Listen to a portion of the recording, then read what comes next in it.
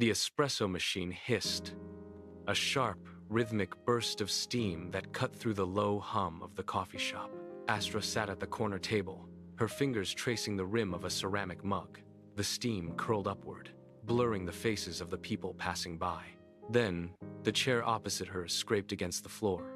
Elias sat down. He did not look at the menu. He did not check his phone. He leaned forward, his elbows resting on the scarred wood of the table, closing the distance between them. His eyes locked onto hers, steady and unblinking.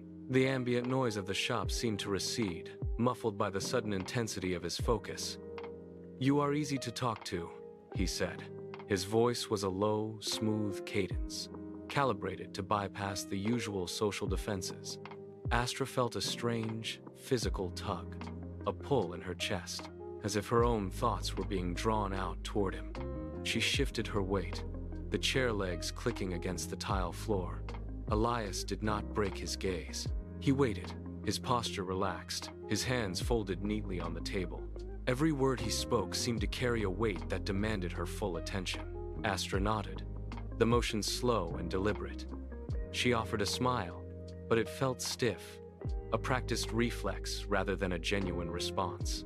Beneath the table, her toes curled against the soles of her shoes, digging into the fabric. Something about the way Elias held his head, the absolute stillness of his posture, triggered a sharp, prickly sensation at the base of her neck. It was a flicker of unease, faint as a shadow, yet it refused to dissipate. She looked past him, toward the window, where the afternoon light hit the glass. The world outside was moving, people walking, cars shifting gears, life continuing in its chaotic, messy rhythm. Inside the shop, however, time felt suspended. Elias leaned in another inch, his gaze never wavering, his eyes reflecting the overhead lights like polished glass. Astra felt a sudden, sharp urge to pull her hands back, but her muscles did not obey. She kept her hands flat on the table, her pulse drumming a steady, fast beat against her wrist. She forced her smile to widen, a thin mask over the growing coldness in her chest. Elias watched her, his expression unchanged. The door of the coffee shop clicked shut, sealing the noise of the street behind her. Astra walked the 3 blocks to her building, her pace mechanical. The city air felt thin, lacking the weight of the conversation she had just endured. She climbed the stairs, each step requiring a deliberate, conscious effort. When she reached her apartment, she did not bother with the lights. She crossed the room in the dim glow of the street lamps outside and slumped onto the sofa. The impact was heavy, jarring.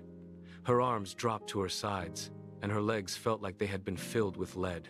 She stared up at the ceiling, watching the slow rotation of a ceiling fan that wasn't moving.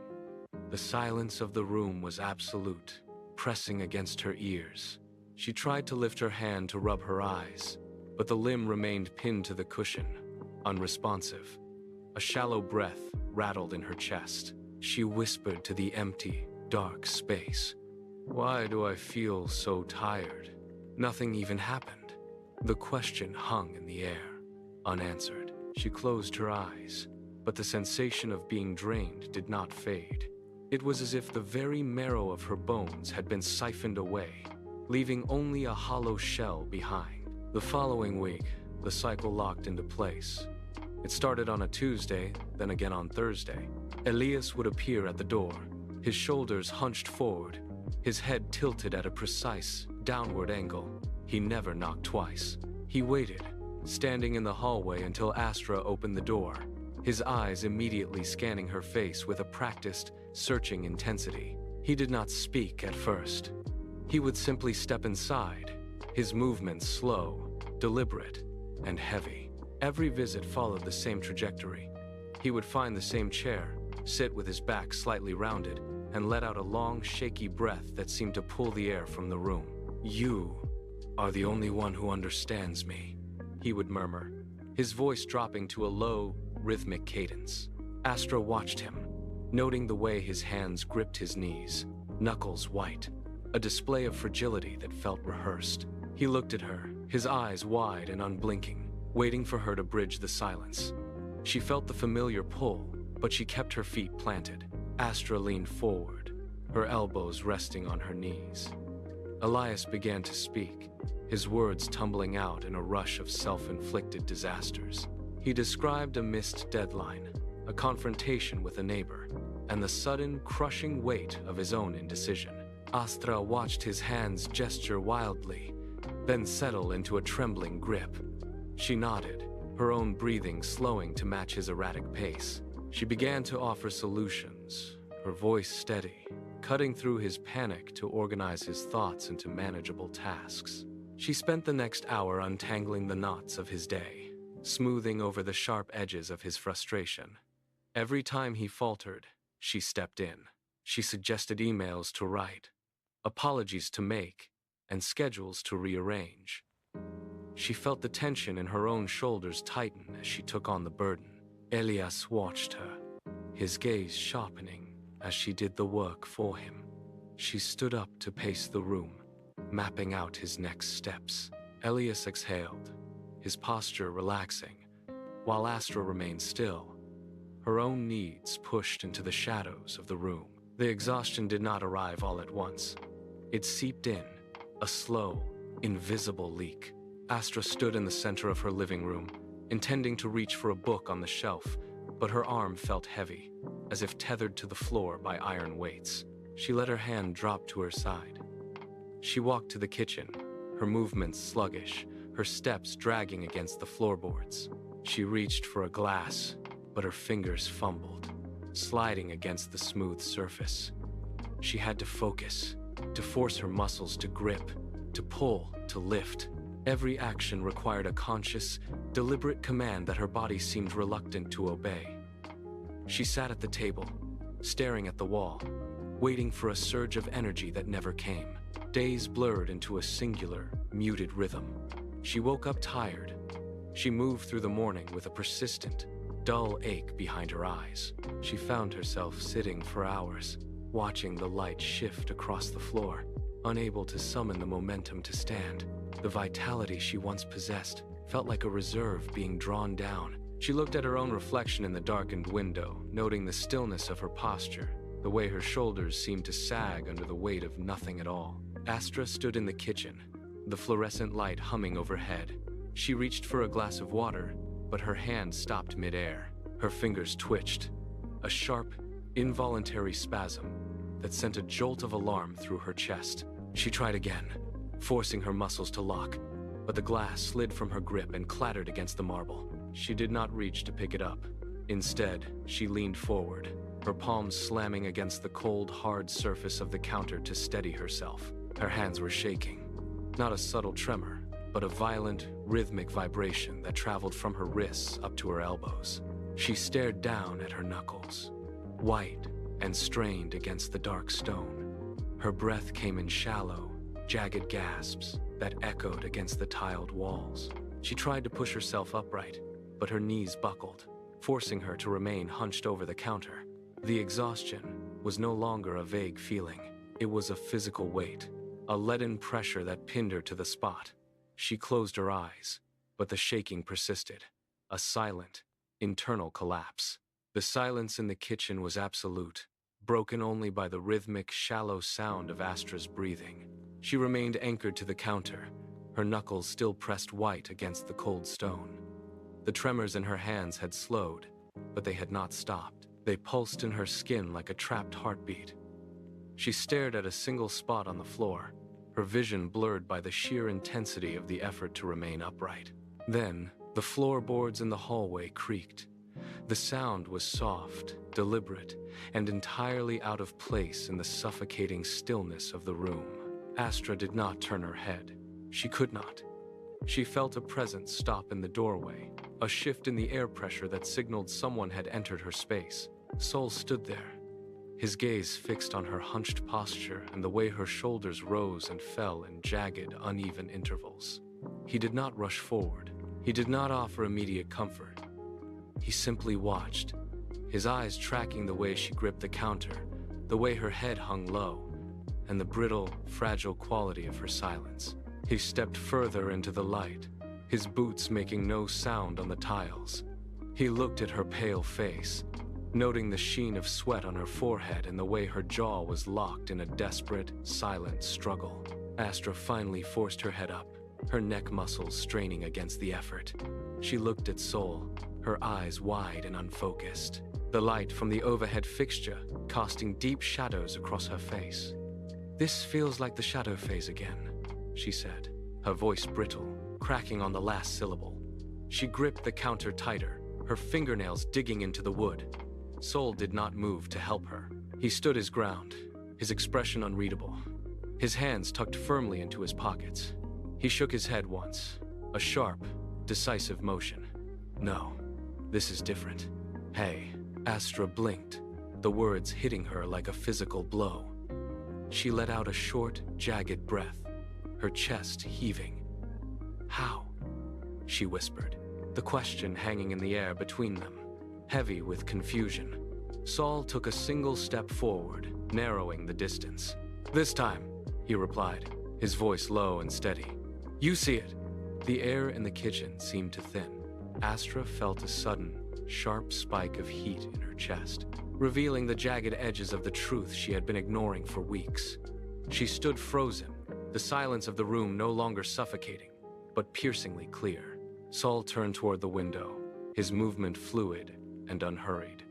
Outside, the city lights flickered in the distance, a rhythmic pulse against the dark glass. He gestured toward the horizon, his hand tracing the erratic glow. "Not all energy drains loudly," he said, his voice barely rising above the hum of the refrigerator. "Some connect, then slowly take. It is a quiet theft." Astra watched his hand, then looked back at the lights. The words settled into her mind, cold and precise. She felt a sudden, sharp acceleration in her chest. Her pulse quickened, thumping against her ribs. She tried to steady her breathing, but the rhythm of her heart refused to slow. It was as if a hidden mechanism had been triggered, forcing her to re-examine every conversation, every late-night call, and every hollowed-out moment. The pieces clicked into place with a sickening, mechanical finality. She saw the pattern now, not a storm, but a slow, invisible siphoning of her own vitality. Her fingers flexed against the counter, her knuckles turning white again. The realization was a creeping, icy clarity that crawled up her spine. She looked at Sol, her eyes searching for a denial that did not come. Astra frowned, the skin between her brows tightening. Her pulse was still hammering a frantic rhythm against her throat. "So they are doing it on purpose?" she asked, her voice thin and strained. She needed a villain, a clear line between malice and accident. Sol did not answer immediately. He stood perfectly still, his expression neutral, his gaze fixed on a point just past her shoulder. He waited, letting the silence stretch, until the hum of the kitchen appliances felt deafening. "Not always," he said, his tone devoid of judgment. But intention does not change the impact." He stepped closer, his shadow stretching across the floor to touch her feet. "A fire burns you whether the person who lit it meant to or not." The words landed with the weight of a stone dropped into a deep well. Astra felt the heat of the analogy, a sudden, searing clarity that bypassed her need for excuses. She looked at the counter, her hands finally relaxing. The fire was real. The burn was real. And for the first time, she stopped looking for a reason to forgive the heat. Astra moved away from the counter, her steps measured and deliberate. The frantic energy that had defined her movements for weeks had evaporated, replaced by a chilling, quiet focus. She walked to the center of the room and stopped, listening to the house breathe. Every shadow seemed less like a hiding place, and more like an obstacle she had finally learned to navigate. She reached out and straightened a chair, her touch light but firm, reclaiming the space that had felt so drained only moments ago. Her heart rate had settled into a steady, rhythmic thrum, no longer racing with anxiety, but pulsing with a newfound, cold clarity. She looked toward the front door, the wood grain standing out in the dim light. She did not pace. She did not wring her hands. Instead, she stood with her feet planted, her shoulders dropped, and her jaw set. The fear that had once made her shrink was now a sharp, protective edge. She was no longer a battery waiting to be tapped. She was a boundary waiting to be tested. The knock came exactly as she had anticipated. It was not a sharp rap, but a soft, lingering sound that seemed to seep through the wood. Astra did not rush. She walked to the door, her movements fluid and unhurried. When she pulled the door open, the hallway light spilled in, illuminating Elias. He stood there with his shoulders hunched, his head tilted at a precise angle. His eyes were wide, darting toward hers with a practiced, desperate intensity. He did not wait for an invitation. He stepped across the threshold, his breathing ragged and shallow, filling the entryway with the heavy scent of his manufactured distress. He looked at her, his lips parting as if the weight of the world were too much to bear. "I need you," he began, his voice cracking. He reached out, his fingers trembling, extending a hand toward her shoulder in the familiar gesture that had always signaled the start of her depletion. He leaned into her space, his body language demanding the usual collapse of her boundaries. The air in the room grew thick.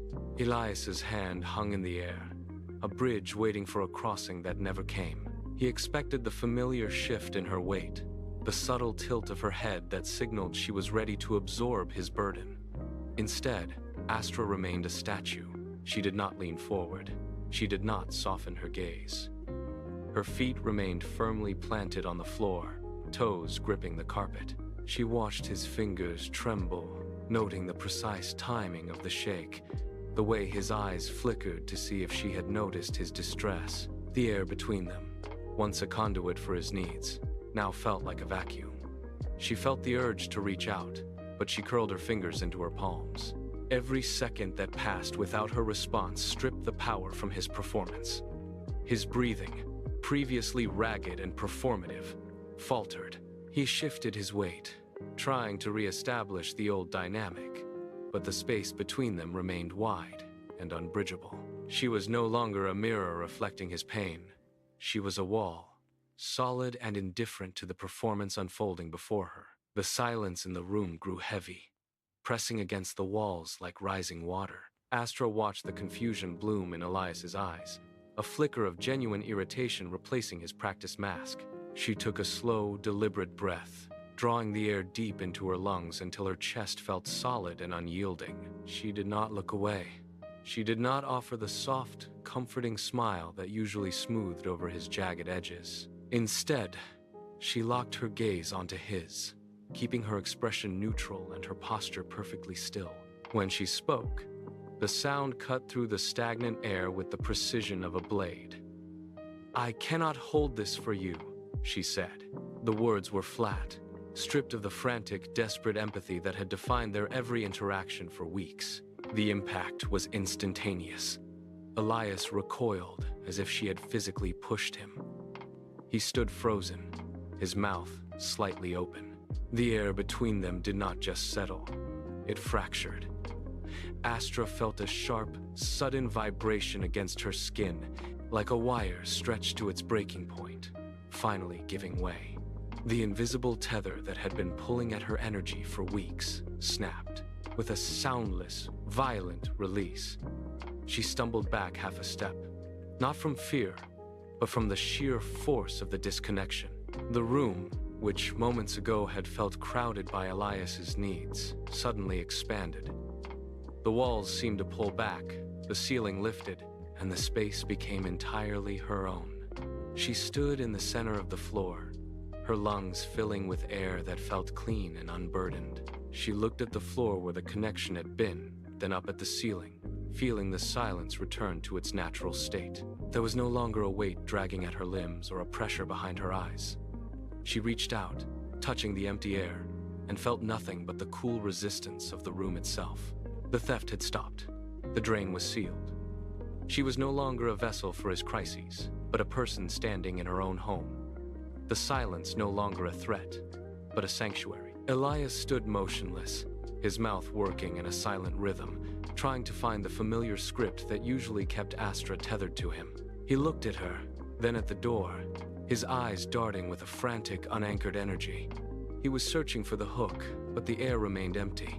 Astra did not look away, nor did she offer the reassurance he expected.